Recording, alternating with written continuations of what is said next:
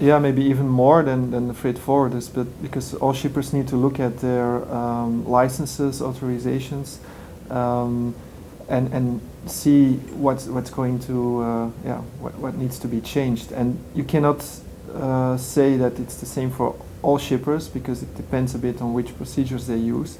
So they really have to make that assessment, and if they have the knowledge in house, they can do themselves. If they don't have the knowledge, they need to look at other parties that can help them, which can also be the logistic service providers, of course. As we said before, there's these valuation issues that will impact shippers directly on their cost base.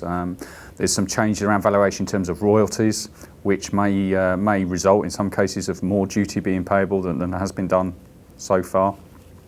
There's also some changes around the origin rules, so companies should reevaluate the origin of their goods, how that affects their preferential or non-preferential arrangements.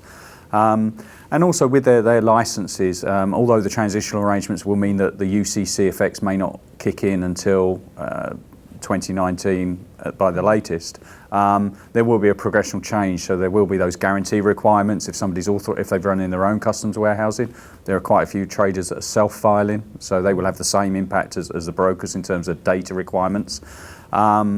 In terms of, and again, it comes back to that AEO. Traditionally, a lot of AEOs have been in the logistics arena rather than traders. If a trader is operating customs warehousing and they're using simplified procedures, then the UCC would say that you have to present to customs an electronic message before you can remove those goods. It doesn't have to be a declaration, but it has to be a message. In most cases, that's not practical. If you've got your e-com type arrangements, it's not practical for traders to do that. So they'll be looking for some kind of waiver of presentation.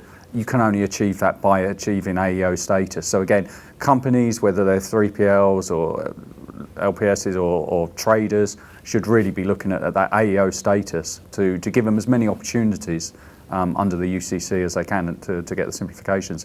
Otherwise, a lot of traders may find their only option is a normal importation, pay the duty, put the goods into free circulation. That may be their only option if they don't have AEO.